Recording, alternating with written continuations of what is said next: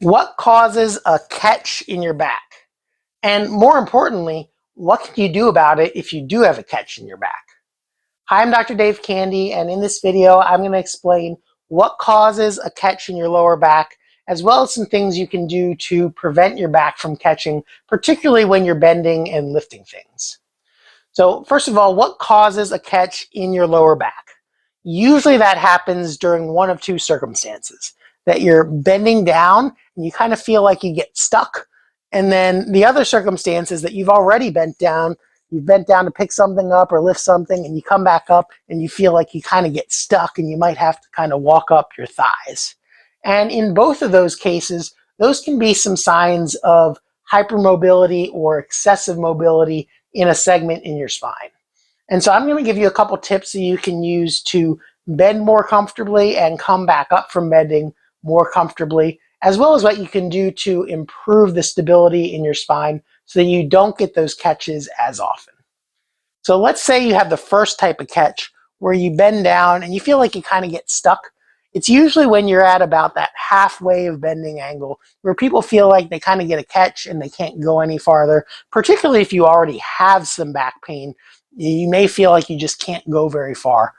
Now, usually, if you can kind of slowly get past that, most people feel okay going the rest of the way down. It's just in that mid-range where you kind of get the catch, where gravity is pulling down on your spine like that, and it's causing like a shear force between the vertebrae in your spine. So if you have two vertebrae or one segment where a vertebrae is a little bit hypermobile or moves too much, when you get in that position like this, that vertebrae starts to shear forwards and your back muscles have to kind of tighten up to pull it backwards. And that can cause some back pain or a catch in your spine as you're bending. Now, if you get past that and you're vertical, gravity is now kind of pulling down in a line with where your spine is, and so you no longer get that catch. So how do you get through that mid-range more comfortably without feeling like your back muscles are having to catch to pull you backwards? Well, the easiest way to do that is, one, not to focus on keeping your spine straight. A lot of people have been told that it's not good to bend and that you should always keep your spine straight, but your spine was actually made to bend. Think about people who pick rice and they're out in rice paddies for a living, doing that all day. They have largely much less pain in their back than we do here in the US. And so your spine is made to bend. It's just a matter of learning how to use it properly.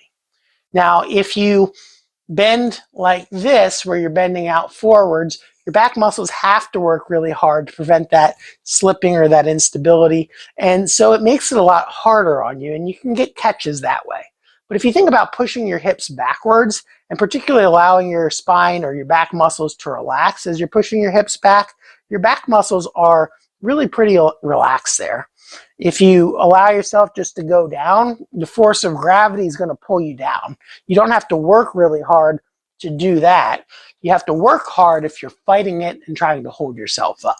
So pushing your hips back, allowing your spine to kind of round out a little bit and relax, and then come back up. Allow your spine to relax, so hips back, hips forward, hips back, hips forward.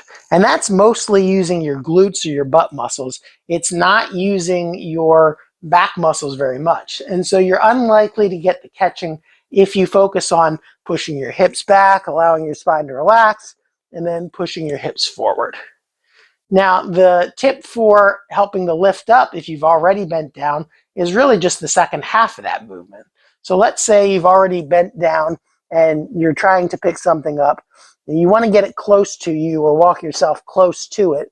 But then instead of picking it up using your back extensor muscles where you're likely to get a catch, if you push your hips back underneath of you, allowing your back to stay fairly relaxed. You can't see it here, but I'm kind of actually tightening my abdominal muscles here. And so you're using your glutes and your abdominal muscles to help lift you back up, and then you straighten up at the end.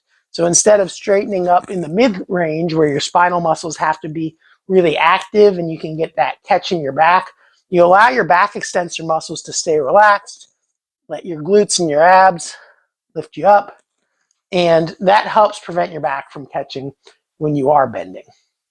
Now, as I mentioned at the beginning of this video, that a lot of times that catch in your back is a sign of some hypermobility. That catching on the way down has been described in research literature as an instability catch.